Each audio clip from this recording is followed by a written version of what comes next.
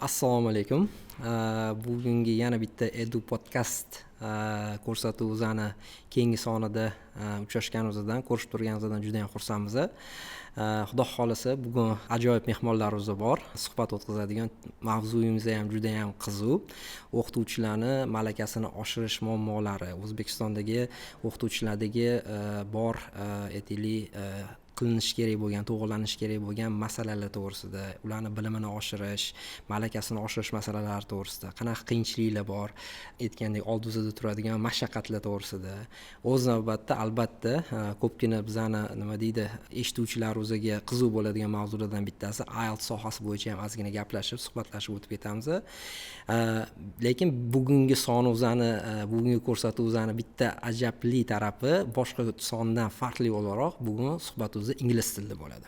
Chunki mehmonimiz Anna Hasper faqat ingliz tilida gapiradilar.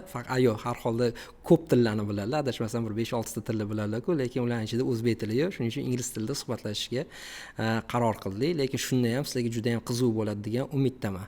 Albatta bugungi ko'rsatuvimiz bugungi mavzuyimiz ko'proq o'qituvchilarga yoqadi, ma'qul keladi deb o'ylayman. Lekin shu o'rinda yoshlarimizga ham, ya'ni o'zini kelajagini ingliz tiliga bag'ishlamoqchi bo'lgan, ingliz tili sohasida ishlamoqchi, o'qituvchilik qilmoqchi bo'lgan, ta'lim sohasida ishlamoqchi bo'lgan yoshlarimizga ham juda ham qiziq bo'ladi degan umiddaman. O'shanga ko'rsatuvimizni boshlaymiz. Welcome our guests in our Edu Podcast episode, and thank you very much for joining us today. That's great pleasure. So this is Anna Hasper. I wasn't talk much about you. I hope that you're going to tell us your story and tell us what you do and who you are. And we have a Shahista who works for Webster University. She have got the interesting stories and interesting things to share with us today. Most importantly, she have done the CELTA course. I guess 3 years ago. It was in 2019, I guess. Yeah, I think just before the COVID, in 2019. And I guess she has got some interesting things to share today with us. So welcome again, and let's start. Well, before we start, I just want to say that it's just an open conversation, nothing special. So feel free to talk to each other, ask the questions. So it's just, as I said before, it's kind of cafe. We met the friends at the cafe and we're just talking about the subjects we're really interested in. Okay, so if we start with Anna. So Anna, please tell us a bit about your story. I want to say why you become a teacher's trainer, how it's happened that you are English teacher. So that will be quite interesting. I know that you have experience and you were IELTS examiners also. So if you could tell us a bit about it, then Shahista will continue. Good. I don't know what you already said in your introduction, because that was in beautiful Uzbek, which I didn't understand, of course. But why I became an English teacher? Well, we were talking in the car about this, right? My main reason to become an English teacher, and I don't know if I told this story on CELTA, is that I got stuck in a typhoon in China. And I was stuck in a train station with thousands of Chinese people, and nobody spoke English. And this is in 2001. And somebody came up to me saying, "Hello, my name is Vivian, how are you?" Finally, someone who speaks English. I was doing my whole, I need help, mummy, I want to go home. And then at the end, she was nodding and yes. And then she said, "Okay, my name is Vivian, bye-bye." And I thought, I really need to go to China and teach English because this is so difficult. So that was my interest, that I thought I can probably help people communicate with other people better. So that's how I wanted to get into EAL teaching.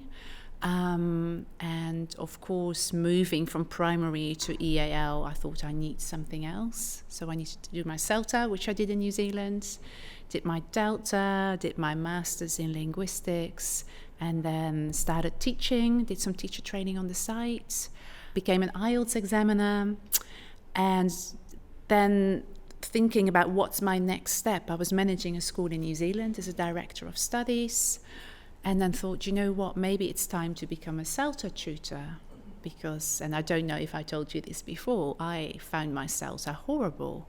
I didn't enjoy my course at all because I got told off the whole time. It was a very negative atmosphere in the training room, which for me, someone who's always looking at the positive side of education, I felt very uncomfortable, and I thought I can be a better CELTA tutor than my tutor, bless. So I decided to see if I could get trained up, and did that in Dubai. Became a CELTA tutor, did some train-the-trainer courses, and that's where we are now, I think. Yep. No, I see. Shahista, can you tell us your story a bit, about yourself? Sure. My name is Shahista. I am a student career development coordinator and adjunct professor at Webster University in Tashkent. I'm teaching courses on academic skills and professional development. I have over 20 years of experience in education, but the feeling of being a real educator came after receiving my CELTA certificate, and I started to develop myself, and I understood that the education and teaching is actually not about a teacher. It's not about teaching. It's all about learners. It's about learning-centered and learner-centered classrooms. And I think that something very important is that teachers should know their classroom. They should know their students. And I understood that while teaching in IELTS'ni, this is in Abu Dhabi, in United Arab Emirates. And I understood that diversity and inclusion is really important. And when you really know your students, it's quite easy to get them engaged in the classroom. And I think that for being a professional educator, a real teacher, you have to work constantly. So that's why CPD is really important. And many times when I mention CPD, when talking to teachers and educators, many of them don't know this term. And I say that continuous professional development is really important, not for yourself only, but for students as well, because the world is changing so fast, so quickly, and a lot of new things that are coming to our lives. And I think that we have to be aware of new approaches, new strategies, new things which are happening in education as well. But that would be one interesting thing I really want to hear is there any particular reason why you want to pursue your career in teaching? Why in English? Why do you want to become a teacher? I was born in a family of educators, and since my childhood I always felt that there's a gap in education, and it should be changed deeply. And when I started to follow Sir Ken Robinson, and I watched his videos where he tells that education should not be, we don't need a revolution, but rather evolution in education, which means education should be changed in all spheres, in all aspects. My passion became even stronger, and I always feel that I can contribute and invest in education. And I feel myself like a change maker. I always feel, motivated when I think that I can change someone's life, or I can change, and I can make this world better by educating someone. And it really makes me happy, when I feel that my students are learning something, they make progress. And this is actually the aim and goal of education. I see. That's quite interesting.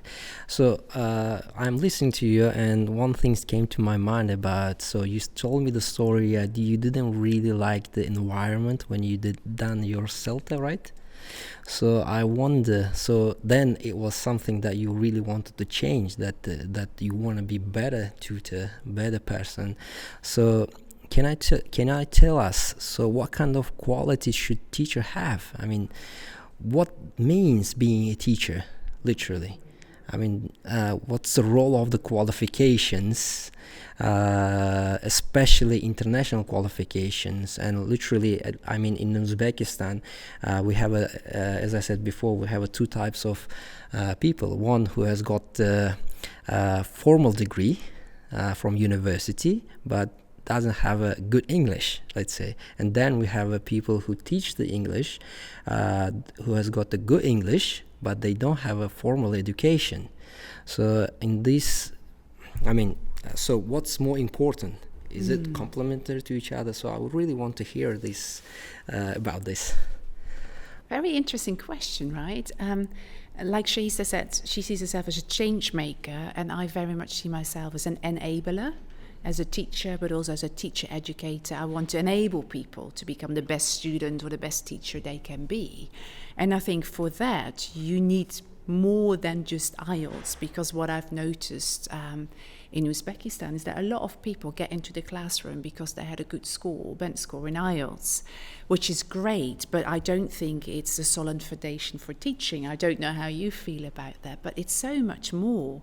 And if you look at the traditional approach, maybe more having an MA or a PhD, and then getting into the classroom, I often think there is a lack of practical awareness. You might not know how to set up activities. You might not know how to engage your learners. You might not know how to find out what they're interested in. Because like what you say is what I always say in my CELTA. It's not about teaching. It's about making learning happen, right? So I think an MA, for example, or a PhD gives you a lot of theoretical background, which is invaluable. But to make it work in the classroom, I also believe that you need to know how to set it up, how to create those conditions for learning. And in that way, you look at CELTA or Delta, it's much more practical. You really go hands-on into the classroom and start to understand how can you make this theory actually happen in practice, because in CELTA we don't talk a lot about theory, but it's all underpinned by theory. So that your suggestion, as far as I understand, having the degree, and then if you want to do something better for your career, I guess having the professional development courses like a CELTA, Delta or TESOL, that will be complementary and much better. I mean, the way of becoming professional, I guess, in the teaching. Yeah, and I think professional is a key word here, because anyone can teach. But are you teaching effectively? Are you teaching engagingly? So to be professional, it is important that you know how, the methodology and the skills. I see. Yeah, I would completely agree with you. Most people, educators and teachers of English language, they focus more on results rather than the process. But I believe the process is, this is something that matters. And I think educators, teachers should enjoy this process and make this process effective to everyone. And I think the students should feel that they are making progress. In one of my classes, when I asked the students to fill in the self-evaluation form, they were really surprised because they used to be evaluated by teachers rather themselves. And they understood that sometimes they can evaluate their progress as well. And it happens sometimes, in collaboration. And I think they should understand where they were before starting the course or before starting the degree, and they should feel the process, they feel the outcomes and what they learn, and they should feel that they are valued. And they have to understand they have equal opportunities, and the teacher is not the only person who speaks in the class. And I was, very surprised when I heard during my CELTA course, TTT, teacher talking time, and I learned how to manage my classroom and to give the space to students to express themselves. And I think this is really, really important when students have the ability to find solutions to some problems, find questions, answers to some questions, without being dictated by someone, but feel comfortable to express themselves, and this is where the real learning happens. Yeah, to be actively involved in the learning process, engagement right? is really important. And this is often the teacher talks and the students listen, which maybe indeed is looking at that end product, but they have such a huge role to play in their learning journey that we need to teach them how to take their responsibility in learning, but they also need to be actively involved. And for that, as a teacher, you need to know how to set that up and make that happen, I think. And you should totally agree with you. And you should understand and know your students better. And this is the quality which comes with experience and continuous professional development. And I don't believe that any diplomas or any certificates give this quality to you. You have to come to this by continuous development, learning something new, seeking the new opportunities for yourself and for your students, because class engagement and class involvement is really important. And you actually never finish learning as a teacher, are you? I mean, you're in the business of education, in the business of learning, so you have to keep learning, particularly with the new technology and all the new tools that you always have to keep learning. And CELTA is not the end, it's the beginning. I think even a PhD is not the end, because there is still so much to learn for us educators. I think this is the main idea of CELTA. I teach by learning and I learn by teaching at the same time. That's great to hear. So yeah, pretty much like I'm not the teacher, I'm not the educator. I'm an accountant, to be honest, by my qualification. But I'm working in this field already 5 years now. So yes, this is from my observation. What I have seen is in our Uzbekistan mainly. Correct me if I'm wrong. It's like teacher comes, give the lessons. It's more like a learning by heart. So replicated what the teachers told. Traditional way. Traditional Traditional transmitting way. methods, Transmitting right? methods. Spoon feeding, maybe. So, do you have any ideas how it's differently in other countries, especially in developed countries? So, what's the CELTA and Delta, or any other professional qualification or MBAs? What they view about this? What they have done in foreign countries or Western countries differently from this? Do you have it? Yeah, in foreign countries, you can observe not only dialogue, not only monologue, but dialogue. Conversation happens, and you can see not individual work only, but pair work, teamwork, group work, and it happens in a different way in every lesson. So every lesson is a new adventure for students. It's not the same. So it's not as predictable maybe as what you can see in a more traditional approach, where the teacher is like the sage on the stage and just sort of spoon feeds their knowledge. It goes in here, out there, I believe. I think we need more. So what Shahista said, like collaborative learning, cooperative learning, very much co-constructing. So I have a problem, I want you to think with me about finding that solution, because there is no right answer to many things. And this is where you need to think, this is where you need to engage in that process. Well, sometimes when we look at IELTS, the people think there is a right answer, there is a template, but it's not there. You need to apply your own knowledge and then find what works in that context. And another thing I would like to mention is diversity. This is something that I learned in Dubai. Diversity really matters, because not all learners are the same, and the teacher should understand that even in class activities and lesson plans should be developed accordingly. When I attended one of the trainings for teachers, and we were practicing how to develop lesson plans, I was surprised to see that the lesson plan can be for high achievers, for middle achievers, and for low achievers. So even the activities were different, and assignments and texts were different. So that was very different from my imagination of the classroom, because we used to create lesson plans on the topic for the same class, for assuming that the age of students are the same, and that means the lessons should be the same for everyone. But that was completely wrong for me, and now I know how to construct lesson plans and to approach individually to every single student. And I can see that low achievers by the time can become high achievers, because they come to this step by step. Mm-hmm. I see. So we're talking about the during the class. So involvement of the student is important, that they take the responsibility also. So have to implement this responsibility, have to, embed,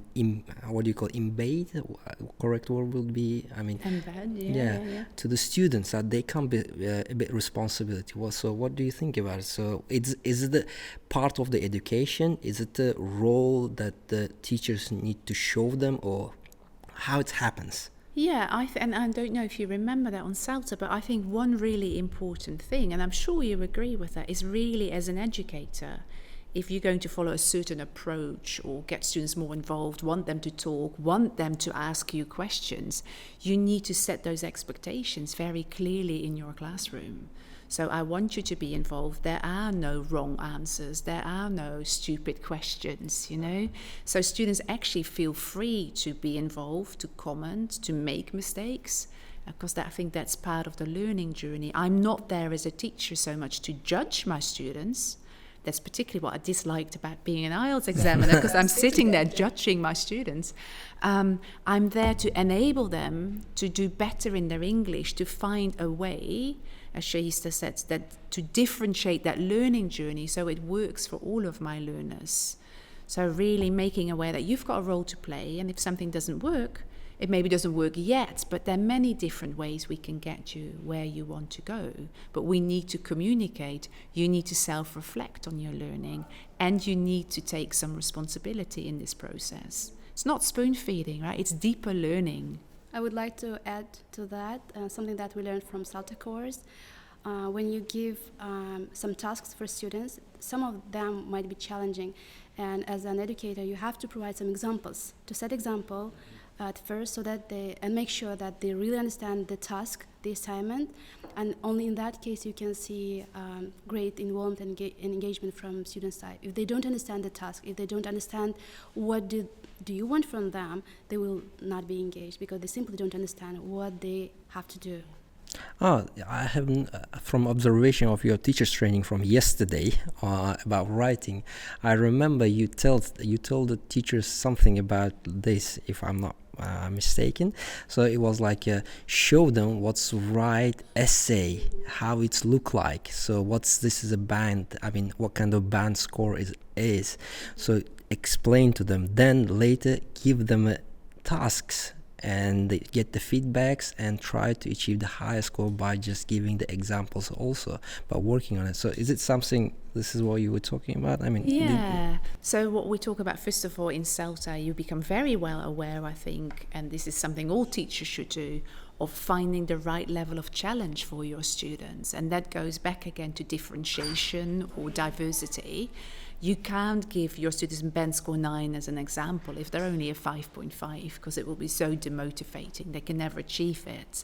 So find a realistic example that they could achieve, maybe +1, and show that model, analyze that model text, so students really know what's expected of them. And I think that's quite difficult. If you need to write an essay, but you have never seen a good essay in English, you don't know what it looks like.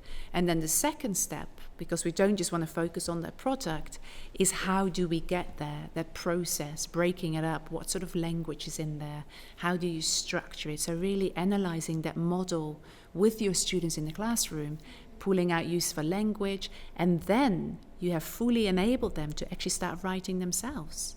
If you just say, okay, here is a task 2, start writing, some students really don't know where to start, right? I would agree on you using the appropriate language, the language they understand. If you see the silence in the classroom, in many cases, it may not be because of the students, but because of you. And using appropriate language can solve this problem. I see. So what kind of qualities should teachers have in order to enable all these kind of things you are talking about? Now we started. Yeah, now we started, goodness, literally. We've got lots to talk about. Yeah, I know. Do you want to start? This will be a long list. Yes. But 2 hours later. Let's say, as your example, we can make a bullet points and say, this is the most important one you think. Maybe, as an example, as I said, maybe tell them what's most important qualities teachers should have. What kind of, I think we both have quite similar ideas on that. I think I can categorize my ideas in 3 main groups. You need cognitive qualities. So you need to have knowledge of the language you teach. If you teach an exam or academic writing, that particular genre. You need to have knowledge of assessment criteria, because so you can help your students to best achieve. Then I think you also need personal qualities. You need a bit of humor. That's always useful because things will go wrong in the classroom, so just laugh about it. You need to be kind. But for me, I think the most important one is that you also need to be aware of how you come across as a teacher, the affective qualities, my emotions, making my students feel safe, a sense of belonging, motivating them in the classroom, having empathy, because honestly, language learning, TTT, things take time. It's not an easy process. And you need to be able to not judge your students, but listen to them, see if you can support them. Evaluating, yes, one part, but most of my role is to say, okay, creating that growth mindset, creating this condition for learning. I'm here to help you. I'm your buddy in the process. So I think having the skills to create an emotionally managed classroom is really, really important. Social emotional skills. I don't know how you feel about that, but as I'm really interested in neuroscience and NLP, I always teach my students the growth mindset and how to believe and trust themselves. Because, many students are lack of progress because they are demotivated or they cannot find this support and motivation. And I think one of the qualities of a good educator is the ability to listen to your students, communicate in a better way, and to understand them, because they really feel your support and understanding. Building relationships, right? Building relationships. Yeah, and like you said, the growth mindset is a huge thing for me, as we spoke about in CELTA as well. Some students, they don't have a lot of self-belief, and you come across students that actually nobody believes in them. So if nobody else believes in them, at least you believe in them, and that can be very empowering for the learners, because everybody can learn if we give them the right tools and we have the patience. Yes, it might be at different speeds. They might not be able to do it now, but they're not able to do it yet. And when they put the effort in, we help them, we support them. I fully believe that they all can improve. The quality of educator is the ability to ask questions in a correct way and the ability to answer the questions of students. But there is something more important than that, and that is ability to provide feedback. And I feel that many educators forget to do that, to provide feedback for educators, because they should know how they are learning, at what stage of learning they are, if there's anything that they can improve on. So feedback is really crucial. It's more important than asking questions or giving answers. So feedback, it's the main quality. I see. So interesting thing about asking the right questions. Actually, one of the important skills that the managers or business owners, I don't know how do you call, so let's say managers should have, it's actually ability to ask the right question at the right time, to be honest. So there was one person whom I speak sometimes, who I listen on the internet, and that was his most common. So who is the manager? What kind of quality should have? So listening to you, kind of teacher is a manager of the class, maybe.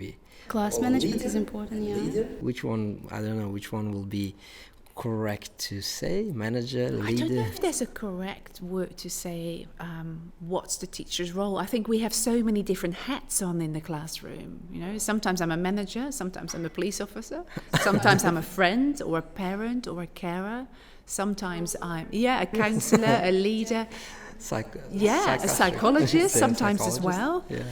So I think you've got so many different hats on as a teacher. I see. Yeah. That's good.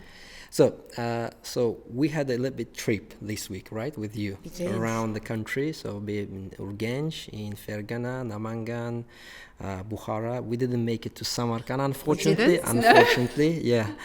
It wasn't our fault, actually. Next time we'll do it definitely. So tell us about, but of course, this is not your first travel to Uzbekistan, literally. So you have done the training so many times, even online, then there was offline, that you came to Uzbekistan to the CELTA. So what's your observation generally about the teachers in Uzbekistan, in which stage we are? So what our teachers really need at the moment? Can you just tell us about your thought about what your teachers really need? It's very difficult to tell us about the observation right? you had.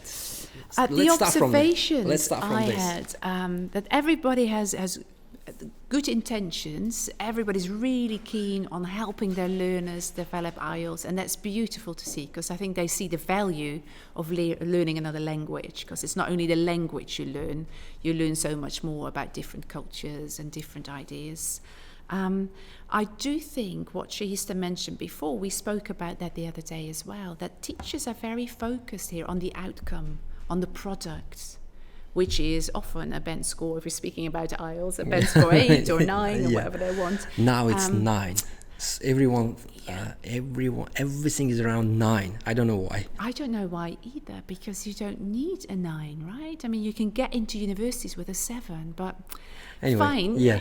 But the fact is, it's not about the end product. It's about the process.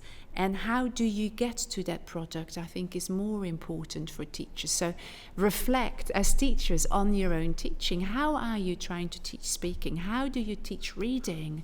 And one of the examples which I often mention, is not only in Uzbekistan. When I observe classes, teachers say, okay, read.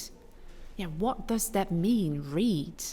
Particularly in the IELTS test and all the other tests, you have to have time management skills, and there are different sub-skills, the different ways of reading. Reading for gist, reading for specific information, reading for detail. It doesn't help if you just say things like that to your students. We need to teach them how they can read fast for time management. So really looking at, okay, we want them to get here, but what is the journey? My learners are here. At this moment, this is their level, this is where they want to go. How do I take them there? What steps do I need to provide? What materials? And how am I staging that learning process for my learners? Because you need to start where your learners are. Very true. The level they're at, what their interests are, and then you need to bring them up to where you want them to be. So that is one thing. Focus more on the process. How do you teach? And I'm probably biased, but I think CELTA is a great course to explore that. The other thing that I don't hear a lot about in the classroom, and this is what I feel is the missing skill, again, not only in Uzbekistan, is teaching thinking. Yes, we teachers need to ask the right questions at the right time, but students also need to ask questions. They need to question any information we give them. They need to start thinking about the statements themselves. Don't take it as a given. Why is that? Why could that be? What could be the impact? Because IELTS is not only testing your language. It's academic IELTS. It's also testing your ideas to analyze, to evaluate, to synthesize. Are you literally ready to be admitted to the university? Are you literally able to study? Yeah. Have you got those thinking skills? Can you be critical about what you read, right? And I find that a lot of things we're still looking at lower order thinking skills, remember and understand, but you need to be able to apply. You need to be able to evaluate in speaking part 3, in writing task 2. And if you only learn the chunks of language, you can't apply them because we don't know what the questions are. We don't know the context. There is no trick to that. You really need to start thinking yourself about the world and your general knowledge and put that language in that context. Yeah, I have noticed that, as you said, most of the things in Uzbekistan, most of the teachers, they apply that they study. Classroom is about, as I said, giving the information. And a template. Yeah, just a template. And just expect that they're going to learn everything by heart. And this is one of the main methodology they're using at the moment. But as far as I know, there is other things that it's important in the learning process. Like in the morning, we had a conversation about the Bloom's taxonomy. Yeah. So can you tell me about more in details about Bloom's taxonomy? So Bloom's taxonomy is actually really old. I think it's from 1953. Benjamin Bloom was an American educational psychologist, and he started to explore how children learn. So all we talk about is Bloom's taxonomy, the cognitive aspects, but he also looked at motor skills. How do we develop physically?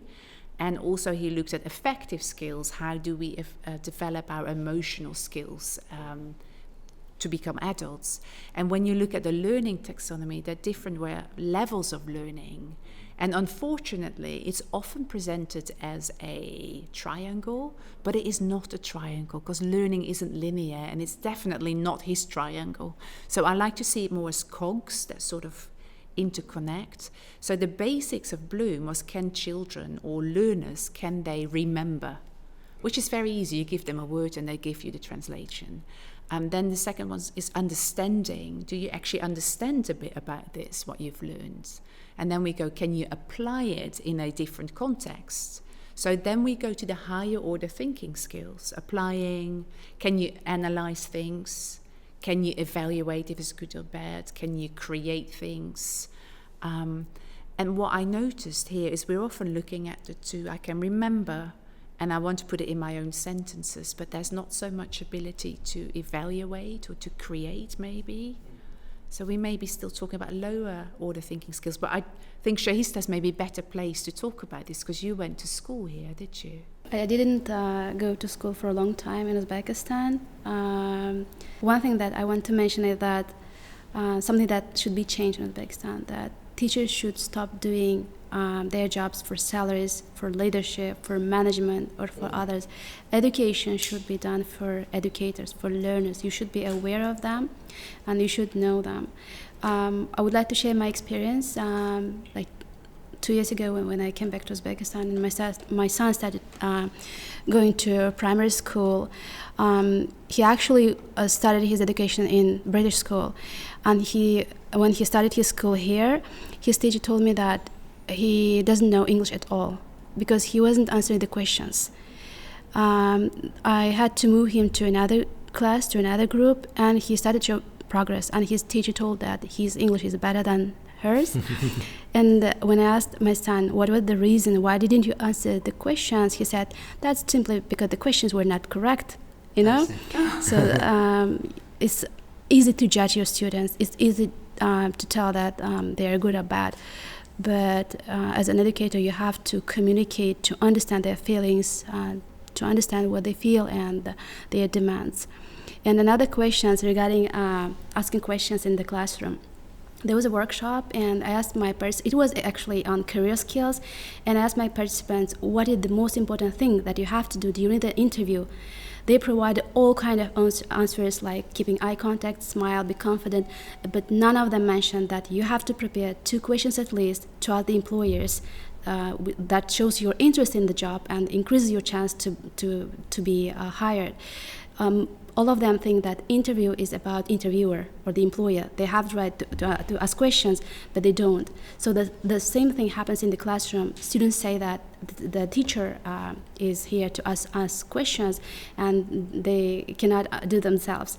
And I think they should clearly understand that they have equal right. They have ask any questions they want, because they are here to ask questions actually. It's about them, right? It's about them learning. It's about them, yes. Exactly. It's all about making learning happen. And if you have a question, that is a beautiful learning opportunity. Yes. If you make a mistake in that question, or you don't understand a misconception, that is a beautiful learning opportunity. That's where the teaching happens. It is. They think that teacher will get angry because I didn't understand that, but actually it is something that they should be rewarded for, because they are interested, they are engaged, and they're thinking. They are thinking. Yeah. So maybe it's the mindset of the educators that's something that's worth considering. How do they think about their role as teachers here? Are you a sage on the stage, or are you there to walk that journey with your learners? Because I always say to my students, we're a team. I'm nothing better than you. Even on CELTA, we're a team. I'm here to walk that learning journey with you. So you ask me questions. If something is not clear, come up to me. That's what I'm for. I'm here for you. I'm not here for my salary, or I'm not here because I'm the teacher, I know better. No, I learn as much from my CELTA trainees and from my students. Asking questions and feedback. Yeah. And when we say feedback, there is a misunderstanding of that. Many people think that feedback should be only positive, but this is not the right thing. Feedback not always shouldn't be always like praising your students. Feedback sometimes maybe to support them, to help them to make a progress. It may be something negative, but if you are using the right language, you will create this friendly atmosphere, and your students understand that mistakes are okay, mistakes are good, and that they should learn how to come out of their comfort zone and challenge themselves and correct their mistakes. So mistakes are not always bad. They are good. No, they're learning opportunities. And I don't really like the word negative feedback, but constructive feedback, I would say. Exactly. Yeah, and indeed, you need to use exploratory language as a teacher, so they can explore, what was it? But also in feedback, and that's a really important point. I'm also a firm believer, no feedback, no point. Don't do the activity if you don't give feedback. Because feedback is not only saying, you didn't do this well. I think it's always saying, you have progressed in this, now start working on this, but this is how we can do it. So I think it needs to be in a student-friendly way. The language needs to be student-friendly, and very clear action points. Go to this book, page 25 or something. So there's no excuse for them not to do it at home. Yeah, so tell them what they did well, because that makes them feel good as well. Tell them what they need to work on, and be very specific how they can do that. That's a very good point. not only feedback, but feedback plus action. Yeah. You just navigate them how to. Exactly. And that's learner autonomy. If they don't have the tools to say, I have a role to play, they might not do it. So again, setting your expectations is that students have a role to play in this learning process. Okay, how about the students who doesn't want to do the homework or who's not engaged in the classes? Because some of the teachers, they think that one of the roles of the teacher is punishing the student. I mean, as I said, I mean, punishment is kind of is it a part of the education or not? So how do you engage with the students who doesn't want to I think providing study? Options might be sometimes solution. For example, when I give assignment, I can, for example, give a variety of topics that they can choose. If they are going to write an essay or create a multimedia project, I can give them like 3 topics, please choose one, and they like it, when you provide opportunities and they feel that they can have a chance to make a choice themselves, and they get engaged easily in that case. Yeah, I very much agree. I call it choice, but it actually is no choice. They're just fooled thinking they have a choice. There are 3 options. And that goes back to motivational theories, really, isn't it? Giving them that choice. Also, select homework tasks that are actually achievable for your students.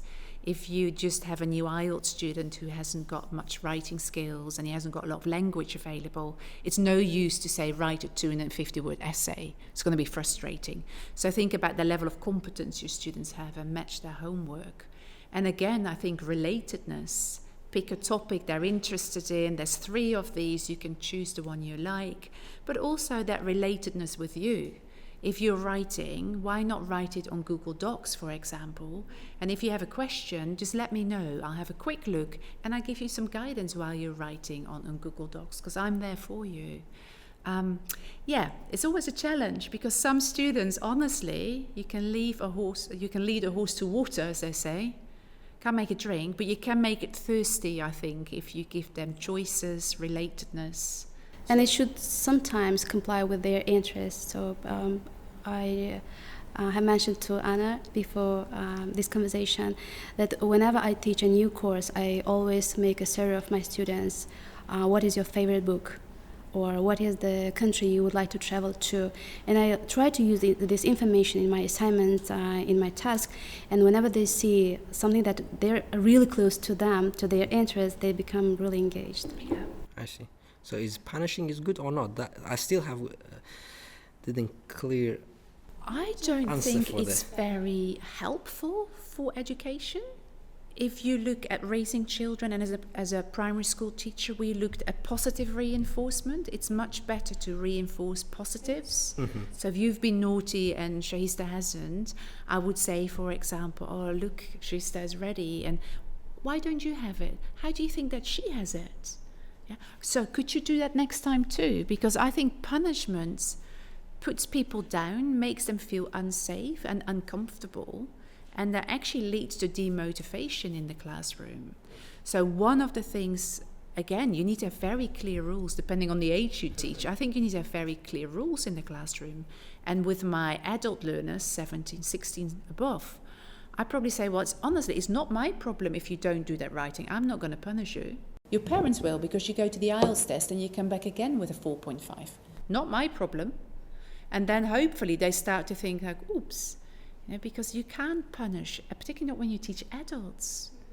I don't think that's helpful. It's demotivating. It's much nicer to pick up on the things they do well and build on those strengths. I don't know how you feel about it. I think punishments are not acceptable at all. And many people say, how can you manage the classroom without punishment? But as an educator, if you have certain classrooms, this is what I tell on the first lesson. These are my classroom rules. And, sometimes we create together with students. Okay, let's create some rules for our classroom. And when they do it themselves and they just put on the wall, and this was created not by me, but themselves, they try to follow all those rules. And we have like house points, and there's no need to punishment. I've never done that because I didn't feel any need for that. No, exactly. And I think I like how you say with my primary school kids, 5-year-old kids, I used to create the rules with them as well. And then we would put paint on our hands and put our paw prints on it, that was signed. But also I get them to make rules for me as a teacher. So what do you expect from me? Oh, I expect you mark my writing. I expect you give me feedback. I expect you give us practice tests. Okay, so you expect this from me? What can I expect from you? Because it's a two-way conversation. It's a dialogue, as you said before. Exactly. It doesn't happen by itself. I see it's like it's about the responsibility. That Shared responsibility. That not only the teachers are responsible for this class, but the students also need to feel the responsibility. So next question will be, what kind of skills or qualities teachers should instill in their students, So qualities, skills, apart from, did I make it clear? Or Can you repeat your question? Yes, please. So what kind of qualities or skills teachers should instill in their students? So one of them is responsibility, as far as I understand it from our conversation. What else do you think? Oh, the responsibility, and that's it. It covers all of them. It's difficult to answer this question because there's a lot of things we can teach our students. It depends on the... It's again about diversity and inclusion. It depends on the types of your students. First, you evaluate what is their need, what should they get in your classroom. I think it depends on the age, on the level of your classroom. It's a very difficult question. What do I want to instill in my students? I want them to be good people, so they can actually achieve their dreams. But they're also aware of the fact that they can do a lot for other people, hopefully make a difference in their own way. But I don't know if it's my role to give my values to my students. I just tell them that this is how I see the world, to make them think about things. But in the end, it's up to them what their values are. But one thing I really try to develop is learner autonomy, so they become independent. You've got independence, you need it in everything in life. You need to take responsibility for your actions, and if something goes wrong, there's nothing bad about saying, sorry, I made a mistake. We can fix it. Let's see how we can fix it. Social emotional intelligence is one I'm really big on. Communicate with other people. If you can't do your homework, just tell me why. Let me know in advance and speak about it. Don't just say, oh, I haven't done it. If there's a valid reason, fine. If there is a problem, I'm here to help you. So communication, but I find that very difficult to say what values do I want to instill in my students. I think that would probably include 21st century skills, so which we call soft skills, but apart from them, I think responsibility, humanity, and becoming a global citizen. Global citizenship, I was just going to say that as well. And self-esteem. I think we get a lot of students in class who are really doubting their abilities, and we've all been there, and I'm like, no, just start to believe in yourself, just be honest, do a good job, and start to believe in that you can do what you put your mind to. Unlock their potential. Yes, that's a nice one, unlock their potential. Yeah, indeed. I see. So you have been teaching how many years now? 22? You around... Something around that. Yeah. So my question is, what aspect of your profession you like most, or value most? That will be quite interesting to hear also. Seeing the progress of students, that your efforts have value, that you have done so much things, and you can also see the result, and you can feel that your teaching is being effective, that your students are comfortable in the classroom, they are being educated, they learn, and that you can share your experience and knowledge with them. Nothing is perfect. It can be like you are so happy all the time. There can be some stressful situation as well, right? So maybe there is something that you don't like it particularly, or we can talk about the stressful situation, how you manage your stress. It's not the joy, isn't it? The teaching, it's not all the time is something you enjoy, right? Or I'm wrong. Or I'm wrong. Or I'm talking wrong. to the wrong people. Sometimes it may, very rarely, but sometimes it may affect my well-being, because when I see that they are making progress, I will say that's because of my students. They said their work, their efforts, their contributions. But no one is perfect, right? Sometimes when they make mistakes, I blame myself. So that's because of me. Maybe I'm doing something wrong, but that's not maybe always true, because we are human beings and we all can make mistakes. So do you have any so when you have a stressful situation, so what do you do personally? I mean, do you have something that you can share with others? I've been attending some yoga classes as well, and at Webster we have a gym, and we have some yoga classes as well, where we can... It's for everyone? If you are registered, yes. Okay, And, that's gym is for free for everyone, for students and for staff, for faculty is for free. And I think I agree with Anna that you have to stop and take some time, and that this is really helpful when you have some hours for yourself, or maybe half an hour for yourself, just for yourself. And because without being feeling this well-being, the teaching cannot be effective. So well-being is important. If you feel well, your students are well, and the classroom will be effective. That's good to know. I travel or I walk. If I don't have an opportunity to travel, especially to the mountains, what I do, I just walk. Yeah, I walk a lot as well. Every night I walk and and travel. That for me, having a holiday somewhere for a week, taking pictures. Yes. I love the visual aspect, and it really relaxes my brain. I see. That's good.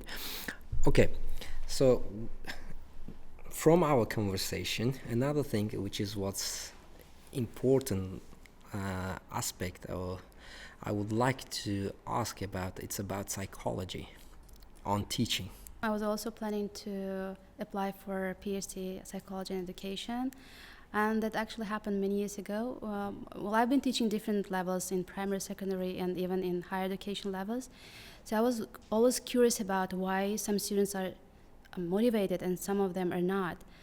And I became interested in, as I mentioned, in neuroscience, NLP, and growth mindset. And my TEDx speech was on the power of belief.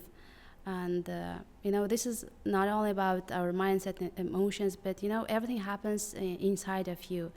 And there are a lot of reasons that we can find in education, how to make education better. So I hope that will be another journey for me, making a deeper research and investigation in growth mindset, and helping people to overcome obstacles. So you're doing your second master's, or you're doing PhD right now? This is my second master's degree. It's in education and innovation. I'm going to complete it in a couple of weeks. And then starting from next year, I hope to apply for a PhD. Interesting. Okay. So next question. It's like, sorry, I hope that... this is being a traditional classroom when you ask questions to answer. Yes, you can ask the questions as well, if you want to. Do you have any questions? What do you think are the main challenges in education in Uzbekistan right now? Main challenges? It's a qualification of the teachers. As I said in the beginning of our conversation, at the moment I categorize the teachers into the two types. One of them is who has got a formal degree but doesn't have English, let's say, language skills. Another one is the students who got scored very high scores on IELTS, who has got the 8, 8.5. Even there is some of the teachers who has got the 9 on certain skills, and they teaching the students without having any qualification. And I see that the understanding of those people about what the teacher is, really what the teaching is about, is missing, literally. So that this is why I have seen it, and I really, really want to change this. So that's why we have this conversation now. So we inviting the people from the this industry who work in the education field to talk about the problems we have, to talk about the trends, to talk about the changes, to talk about as we say, about the problems and how to solve it, or sometimes to show to the other teachers what they can be done differently or in which direction they should move in order to become a better person, better teacher, and in order finally, literally, to take our education system to the next level, higher level. And I think we need to get rid of some bias and stereotypes in education. What kind of bias and stereotypes? Like, for example, a teacher is a leader in the classroom. They said the only person who have the right to talk or ask questions. So this is kind of stereotype when students think in a wrong way.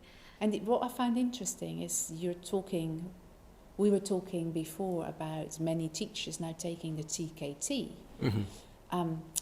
Do you see that as a good thing? Do you see, because... Well, I'll tell you a bit with background about what's happening. So there was an idea that the teachers needs to be, let's say, exposed to the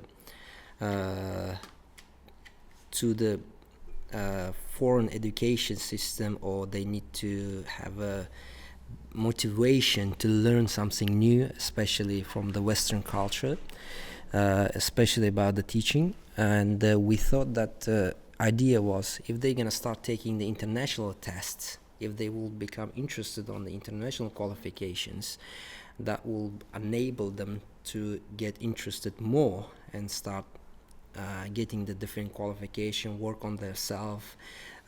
So that was the idea. So, and in order to make them interest, there was a motivational part, financially motivational part as well. So the teacher who actually now has a international qualification or has got certificate from the international test, they get 50% bonus on their salary now in Uzbekistan. Is it still being implemented? Yeah, it's still implemented. But the problem is, the idea was to make them learn more, but now everything is driven around getting the bonus. The outcome again. Yeah, again. So this is what the sad thing about it. But I always try to be positive about it. Yes, of course, that's the problem. But I can see that some of the teachers, I wouldn't say most, sorry, some of the teachers are getting interested about the international qualification now. So they didn't know that there is something else on education, that something can be done differently. So by getting into the TKT or even into the IELTS, when they do preparation to the IELTS, they realize that there are different ways. Yeah. So they need to work better on their skills, on their knowledge, generally about their performance. So I can see that there is a positive trend that the people now, teachers, are interested in about doing something differently. But we still have got a lot to do. There's always another side of a coin. Yeah. And but being focused on the positive side, it's more important than thinking about negative all the time, I believe. But I was just wondering why it was TKT. Because no, it's not. They all do the TKT. For the TKT, you know what the K stands for, right? It's a knowledge test. So again, it doesn't teach teachers the skills. I know. And CELTA would be, I think, but you might be better in a position to talk about that, would be much more practical and much more beneficial for the teachers. I see. No, true. I agree with that. It's not only about the TKT. It's about the international qualification. Generally, it's about, so it's a CELTA, it's a Delta, it's a TESOL, it's a TKT. I don't know others, but literally, so the thing is, so it's just not the TKT itself, but the TKT, because they seems to be easy. Yeah. So most of the teachers, they went to take the TKT. Yeah. Of course, as you know, CELTA is a bit difficult. But the biggest benefit in CELTA is it's not just taking the course, it's hands-on experience and practical experience as well. So you learn something and you have a chance to implement it on the same day. So just learning without practicing or without implementation, I think, is just useless. You have to learn something, and you have to be able to implement it to see if you are learning, if there's something else you can learn. Yeah, I know, I agree with that. But as I said, our teachers, they're not ready. Simply, I'll tell you the one story what we had. For example, we have CELTA tutors, we have, let's say, teachers trainers, and when we wanted to set up the course for the teachers, saying like we have a native speakers who is actually the CELTA tutor, who's got the experience, like 10 years, 15 years of experience of teaching, a person who can actually share his knowledge and experience with you. Most of the teachers, they got excited. And we were happy, and all of a sudden when we start the process of registration, we realized that, and even the teachers realized that they're not ready for that, literally by level of their English, first of all. Because they were saying like, oh, this is he's native speakers, how I'm gonna speak with him? I mean, they were shy, most of them. They were afraid of the native speakers as well. So language barrier was so strong.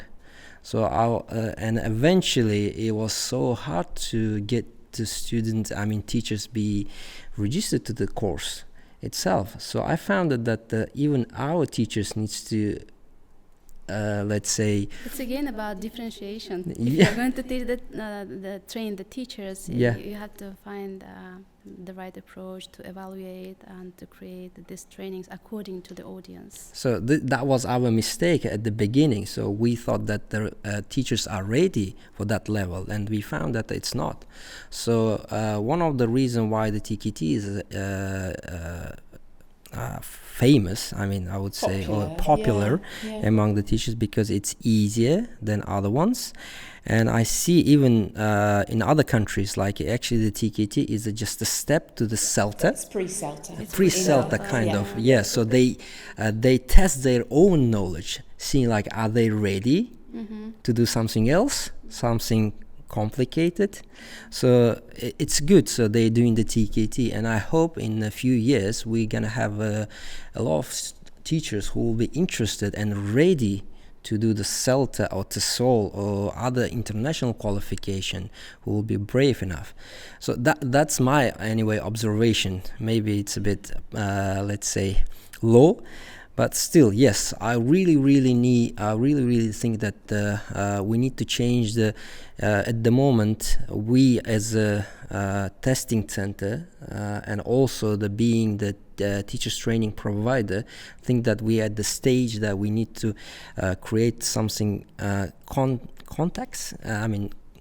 Materials or content. Content interesting, and it's actually. Be good for our teachers from Uzbekistan. So maybe you have some observation from your classes, right? So what do you think? Let me ask that question. It's become too complicated to answer for me. Some questions. So what was your observation about our teachers? So do they have a common, I wouldn't call mistake, but common psychology, common way of the nice one. That's a good one. I think first of all what you said is very true. Any training program that you do needs to be is context sensitive. You always have to look at the teachers you've got and adapt what you do, and we definitely do that in CELTA. You try to see, okay, they're very experienced teachers, but they don't have the terminology, and TKT is great for all the terminology. Or you think they're less experienced teachers, so we do more input on some basic things. But if you look at the teachers and the observations at managers, is that some teachers actually believe that they can teach because they have taught for 10 years. Then you ask, they have 8.5, and then you say, so do you have a teacher qualification? And it's like, no, but they hadn't even been teaching 8 years, but then time to reflect on what you do, because you can teach 8 years or you can teach 1 year 8 times if you don't reflect on your own work. So I think reflecting on their own teaching skills is something, I'm not sure if they're used to, but it's so important if you want to improve. But then the question is, a lot of the people we met as well are students at university who had a great bent score and are therefore invited to teach. But is this really what they want to do with their life? Because CELTA, as we all know, is quite pricey. So you need to know that this is something that you want to do. That willingness to continue your own learning as a teacher. But also the awareness that, so how did you learn how to teach? By observing my teacher. And that worries me a little bit, because if we teach the way we get taught, are we actually preparing our students in the right way for the future? So many things have changed. We've got all this technology, all these apps, and I use them in my training sessions or in my classroom because that's what we have now. But if I teach the way I was taught, which is very common, then maybe I'm missing out on all these affordances of technology or new methodologies. So reflecting, being willing to learn, and not thinking I know it all because I have been teaching for so long. And we always see instances of that on the CELTA course as well. I know it all, I've taught for so long. Yeah, exactly. Yeah. There was a kind of discussion between educators, and we were trying to create a concept map on the board. And in the center there was a word, success in education. If you want to be successful educators, what would you need? And there were only 2 words posted on the board, that was diploma and experience. And when I asked them if there's anything that you need to become successful educators, they tell no, because experience means everything. And then I gave them some situational cards, description of situation and how would you solve this problem or how would you behave in this situation. And none of the participants could answer the questions, because that might be the first case you come across within your experience. That might be the first case when you need certain skills. And those situational cards, they demanded a lot of communication skills, critical thinking skills, understanding, awareness in your classroom, differentiation, inclusiveness and diversity. And at the end, we had a huge concept map, a array of skills and qualifications that educators need. Yeah, it's not just passing the IELTS, It's not not just experience it's or not that just diploma. experience. So, It's not just experience. what would you suggest to the teachers in Uzbekistan? First of all, I think really I would say see if somewhere in you, if you have that willingness to keep learning. Because if you want to be a better educator, not for yourself, but for your learners, you need to develop yourself. And there are loads of online courses out there. There's lots out there on Facebook and YouTube about effective teaching, setting instructions, Joker Conga's site, my own website. Yeah, which one? Teachertrain.org is my website. But I also post ideas on LinkedIn for IELTS teachers. National Geographic's Yeah, I have webinars. webinars from Macmillan and National Geographic, and lots of blogs are coming out for Cambridge in 2023. So you need to be willing to keep developing yourself as a teacher. So in your busy schedule, see if you can plan in, besides going for a walk or going to the mountains and doing some yoga, 15 minutes a day or maybe 1 hour on Saturday. Go and work on your own skills. And don't feel like you are perfect, because we're never perfect. None of us. Even I can still learn so much from others. So, okay, this is an issue. I notice my students are not improving in this area. Can I research? What else can I do in this area? Focus on one piece. Maybe setting instructions. Maybe you notice the writing. I'm not so confident in this. Research, ask advice, become a member of the British Council Facebook group or Teacher Train Facebook group or other personal learning networks where you can actually share and find information to develop yourself. Continuous professional learning, I call it, I think is so important. And in your school, don't feel ashamed to go to your colleague and say, how do you do this? Because in my class, it didn't really work last week. I think we should help each other and be stronger together. And don't go, oh, I'm not going to ask because that shows my weakness. Exactly. No. I would agree on that. And I think it's time for Uzbekistan to start implementing CPDs, continuing professional developments for all educators of all levels. In all schools In as all well, schools, yeah. in private and public schools, exactly. And at all levels, because like in Australia, for example, it's 20 hours a year you need to go to different workshops. Otherwise, you do not maintain your status as a teacher. I think the same in Dubai. Yeah. Teachers are requested to receive a certain amount of CPDs to continue their career. Actually, some of the teachers in Uzbekistan will say the similar things because they have got like a professional qualification or development plan, which is implemented by government, I guess, which they have to do every year, something like that. They go to, there is a teachers trainings, official teachers training. Do you mean Malak Ashirish? Malak Ashirish. So this is what we're talking about it. But let's say Tell me more about it. What is it? Well, they say literally it's called Malak Ashirish. What will be in English? It's something like professional development. Professional development program. Increasing your qualification. Yeah, increasing your qualification, but it's introduced by the government, literally, for the all teachers. It's a compulsory for most of them.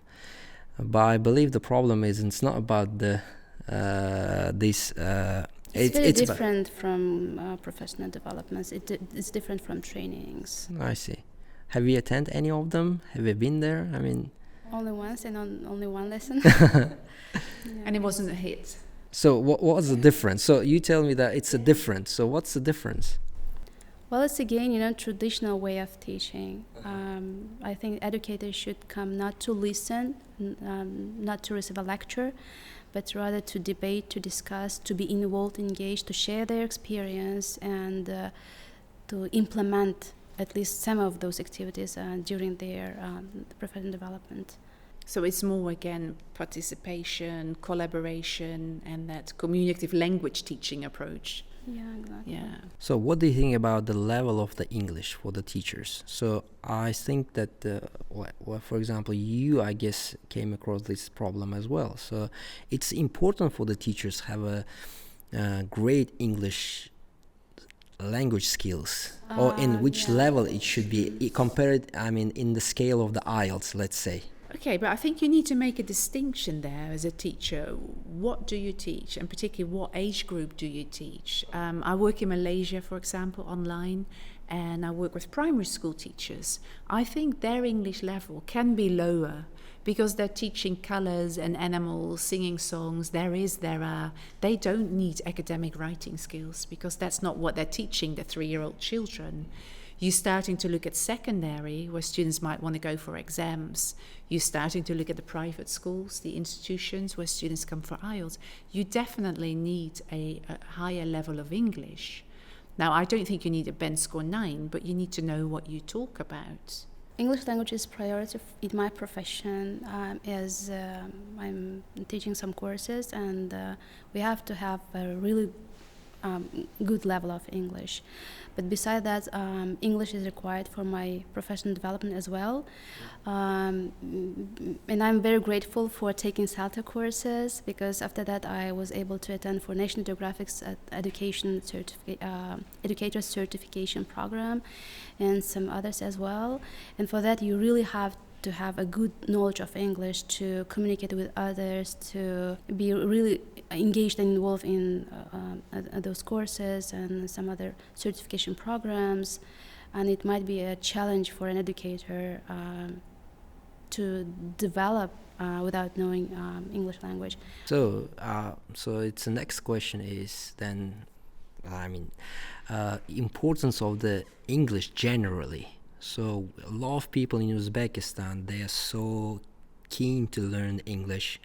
They are goal-oriented youngsters. I know that the most of them, they want to get the IELTS score like a 7.75, 8. So generally, what do you think about learning the English or any other languages? How important is that in the person's life?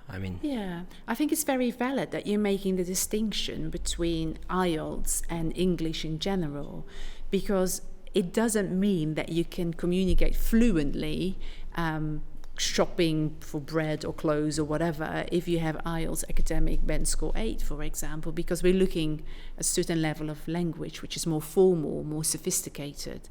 But general English, if we're looking at that, I think that's important, not because I think it's important because I think a lot of youngsters here love watching things on YouTube. They want to travel more and more. They like to interact with people from different cultures so they can learn from each other. For that, you need some English to communicate. So I do think making that distinction between that is academic English. You don't need a band score IELTS 8 to be able to travel and communicate with people and get to learn about their culture. But I really think it's great that they go on YouTube and watch all these different clips and read a lot. I mean, National Geographic magazine, you learn about the world, right? If you don't have English, that door closes for you as well. I agree with the statement that when you learn actually the different language, you are exposed to the different cultures, you are actually starting thinking differently. Totally. Yes, Yes. so that you actually have, you get the skills, ability to think differently. There is evidence in research where they put all these little electrodes on your head, I think EGG or something they call it, that when you are bilingual or learn another language, that your thinking changes, your thinking becomes more open-minded, you can see things from different perspectives. And I think in the world we live in, it's very important that we can see things from a different perspective without directly judging, because that happens way too much in our world, I think, at the moment. So when you learn a different language, you can see, maybe this is why they think about this, maybe this is their opinion, maybe this is why. I do think that's really invaluable in our modern world. And learning languages, it helps you not only to build your network around the world, but to become a global citizen, because when you learn languages, you can learn cultures as well. And when you travel around the world, you know that something is acceptable in one country can be completely unacceptable in another. It comes from experience of visiting Turkey and United Arab Emirates and some other countries and comparing to culture in Uzbekistan. So you learn how to not judge people and respect others. And how to maybe navigate all these different cultures in an appropriate way without, like you said, without judging, without thinking, well, this is weird because in my country we do it like this. You become more open-minded and I think more tolerant and willing to see that, okay, there are different opinions, but that's okay. We do it like this, you do it. There's no wrong or right. It's just different. But in the end, and I think this is really the key from learning another language, you might say, okay, we're all different, but actually you also start to see we've got so much in common as different people from different countries, much more in common than we have differences. We all want a great future for our children. We all want to have friends and family and feel safe and have a good life ourselves. Okay. As an examiner, as a teacher, as an English teacher and as a teacher's trainer, what would you suggest to the young people, to the teachers, to improve their English? Or if we kind of sounds like a goal-oriented, what would you suggest to get the 7.5 and 8 on IELTS? You're looking for the golden nugget, the trip or the tip, yeah, that will be something most of our viewers would like to hear. So, like, you're an IELTS examiner, you have experience, you have tested, so what would be your that's quite interesting suggestion for them? Yeah, well, there is loads. I don't have one suggestion, but I think there's two things that I find really valuable, and some people are going to hate me for saying this. Read in English. When you read, you learn about the world, you build your conceptual understanding, your global knowledge. If you want to do well in IELTS, you need to have an understanding of topics. Otherwise, you can't write about it. How can I agree or disagree if I know nothing about the topic? Also, when you read, you develop your vocabulary.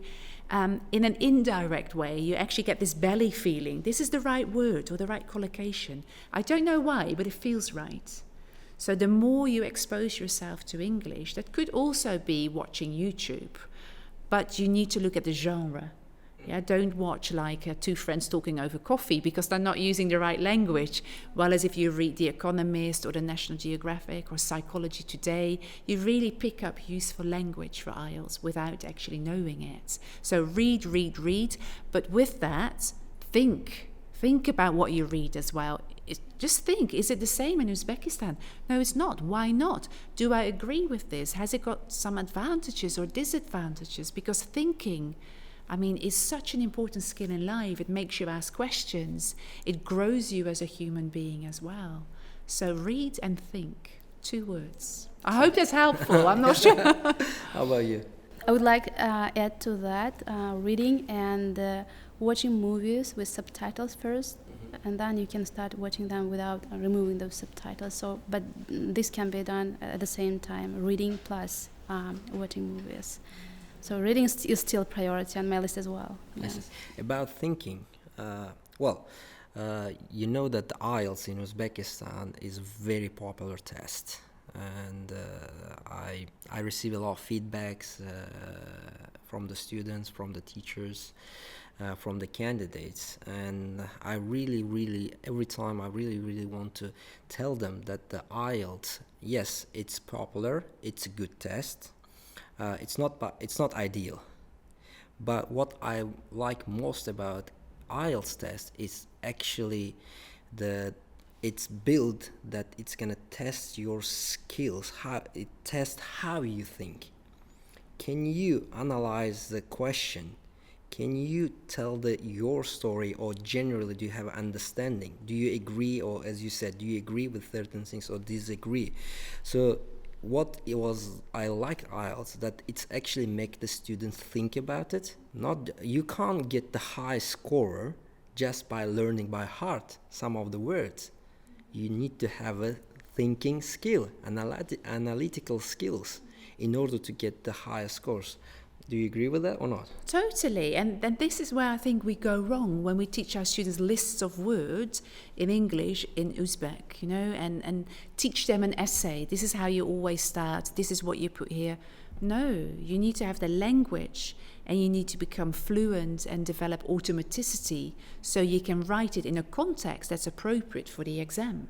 It's no use to rote learn. Then we're talking about those lower order thinking skills. We need to go to applying it in context and evaluate and analyze. And yes, some people argue it's not the right test for 16-year-olds. It's not made for anyone under 16, because we do expect you to have some world knowledge when you go into university, and that's why those topics are there.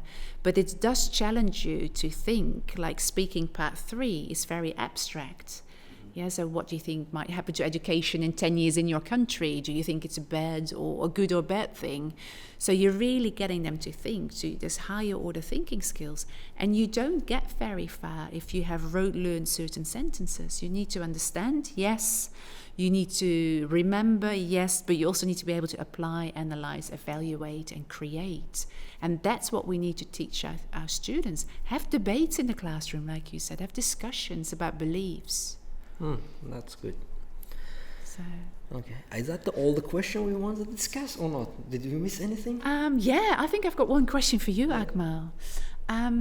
What have you learned then from our conversation? Is there anything you've picked up that you think I'm going to take this away because that was really useful or interesting?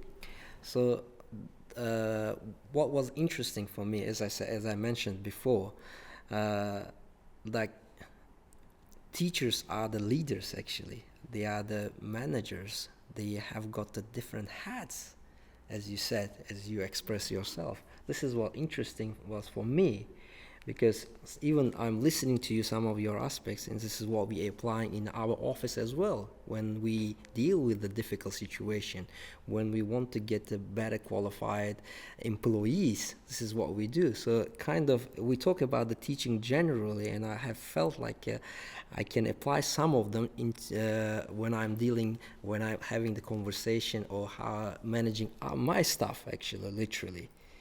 Because as I understand that the conversation, ability to speak up, ability to think about it, ability to make the students secure or make my staff secure, so they don't afraid to talking to me, literally asking thinking that if I'm going to ask this question, is it a stupid question or wrong question? So I think this is what I picked up, that actually the teaching, it's not about the English, it's not about the math, it's teaching actually fostering, bringing and making the people better than they are at the moment. And it's a process of when everyone is involved, not only the students, not only the employees, but the managers, directors, owner of the business, parents, friends, sisters and brothers. It's humanizing the teaching context. Yes, this is what was important for me to hear. So thank you very much for sharing your ideas. Thank you for inviting us. Your thank you thoughts. for having us. I know it's a complicated subject to talk about. There is lots of things which we are missing. You can't keep going. It's keep going. It's ongoing process. So, but I would, what I would like to tell to our audience that actually, what we're trying to do is just to, as you said, trying to make them think about it, what they're doing at the moment. Can be done differently? Can it be done better than how it's like at the moment? So this is our aim. So if we make our audience today to think about these kind of things, I will be quite happy, to be honest. So that means that we at least achieved one of the goals. So it comes down to keep reflecting, keep questioning, and keep learning, right? And keep doing it with a certain purpose or aim. If you're doing something but you don't know what is the objective, what is the aim, what is the purpose, I think it will not be effective. So teachers should do a teaching with the certain aim and purpose. They should have some objectives, and they should teach this to their students as well. They should know the purpose of education and the value of the thing that they are learning. One of my favorite quotes from one of the person, his name is George Carlin. I told you in the morning, I think. Yes. I 100% agree with that person. You can find, don't talk about him, but I like his quote. What he says, don't just teach your children read. Teach them question everything they read. Yeah, I think it's important message. Very powerful. For a very powerful message to everyone. So once again, thank you very much and good luck. And I hope I'm gonna see you again when we start discussing about other, the other subjects. Learning, right? Professional learnings, or where we're able to discuss and go deeply in terms of what the teachers really can do. So thank you. It was my pleasure also to see Anna in today's discussion, and again I learned a lot of things from you. Thank you for being here with us. Oh, no, thanks Shahista for coming. It was wonderful to have you here, and thanks ACMA for organising this, and thank you to everyone in Uzbekistan who was in my sessions last week and for listening. And it's a pleasure. It's always a pleasure to be here. Rahmat. Thanks. Thank you.